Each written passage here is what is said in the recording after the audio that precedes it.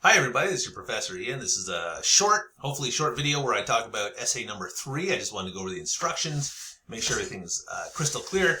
So this is an essay where we're going to be using the articles we've been reading in this third part of the course to fuel our argument about what should be done about a specific, Confederate statue that you invent. So, the first step in this essay is to invent some kind of Confederate statue or monument at Chaffee. This is pretend that there is, a statue of General Lee or whatnot at Chaffee, and the college is considering what should be done with this statue. This is something that a lot of colleges and universities this is a decision they actually face in different parts of the country. The South, the Eastern, some of the Eastern states. So this is not out of the range of possibilities, but it's out of the range of possibilities for Chaffee because we've never had this, but it's definitely something that's happening in the real world. So you're going to invent a statue. In your introductory paragraph, you will describe the situation that's happening at Chaffee, and this is, you can describe this, in a kind of journalistic way. There are protests at Chaffee because of this statue, and you can describe the statue. You don't have to go into great detail. If you want to expand on this and really fill in the details, go ahead, get creative. I want to leave that open, but if you just want to give the bare bones, there's a controversial statue at Chaffee, and people are upset and don't know what to do about it, and we need to think about the different options before we make a decision. That's totally fine. In this essay, the main thing I want you to think about is that you're going to consider the options before you reach the thesis statements, right? So that's the way you're going to structure it. Sometimes we write essays this way, where we present a problem in the beginning, and then we think through the options, and then we reach a conclusion at the end, right? In a way, it's a more logical way to structure an essay, right? When we're having a debate with somebody, having an argument, we will say, okay, here's the problem we need to decide. Let's say we want to go see a movie. What movie should we see? And then you'll say, well, we could see this, but I don't want to see that because of this reason. We could see this, but I've heard that's bad. You go through your options, and at the end, you'll reach a conclusion, right?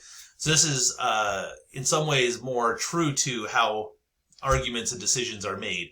And that's what we're mimicking in this paper. It's just a different structure for a paper. So don't reach a thesis statement in your beginning. You're going to reach that in your end, in your kind of call to action part. But in your introduction, you will set up the problem, as I note here, and I was just talking about it. Feel free to be creative, or feel free to just use bare bones description of the issue. Pardon me.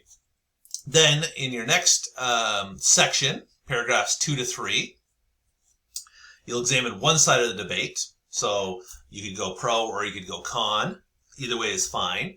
But you're going to want to use the text that we've been reading in weeks 10 to 12. So every week I've been giving you one text that says we should take the statutes down for X reason, and one essay that says we should keep them up for X reason, right? So you'll be we're reading 6 altogether, and you need to use 4 of them in this paper. So you got wiggle room.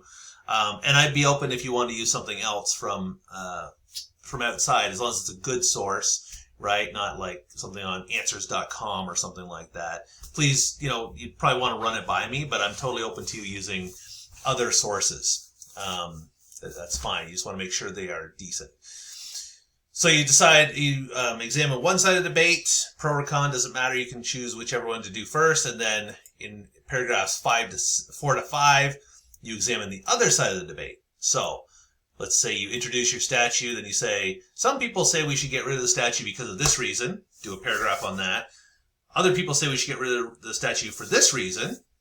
Do a paragraph on that. However, there are other people on the other side of the debate who says we should keep the statue because of this reason. And then there are other people who say we should keep it for this reason, right? You can see what I'm doing there with the paragraphs. So you spend 2 paragraphs per side. You need to use different sources in each paragraph. So that's where we're using these sources in this part of the essay. After you examine 2 arguments pro, 2 arguments con, you'll write a paragraph about the specific context that this statute is in, right? The sensibility and needs of the contemporary Chaffey community and how these local considerations affect the debate, or if you think they do. And then your final paragraph, you're going to reach your conclusion and say, and make an argument what should be done with the statute, what action plan should follow, right? You can get creative here. Maybe if you say the statute should come down, suggest a replacement, or maybe if you think it should stay, maybe we should put up a plaque explaining the history of it, right? You know, there's all kinds of different things you could do here as a kind of call to action solution to the problem. Or you might just argue that we don't have to do anything. It's fine as is. Any way that you decide to go about that, that's fine. This is where basically your thesis statement should be, right? We should get rid of this statute because, and here's what we should do instead of it, or we should keep this statute because, and here's what we should do to honor it, or to explain it, or to do whatever you want to argue should happen with this statute. So again, research, you need to use at least 4 sources.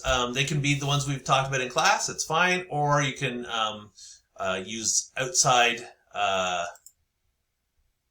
similar essays as I know here, so outside essays, but they have to be good from good sources. So I would strongly suggest coming to see me if you're unsure about whether a source you found would be considered good. You know, the sources I used were from .com sites, so I'm not expecting academic essays, but you do want to make sure that they are, you know, decently written, you know, written at a high level with sophisticated ideas for a relatively sophisticated readership. Okay? And that's about it. So if you have any questions or concerns, you can reach out to me, email, office hours, or you can reach out to Anthony. And that's about it. Thank you very much.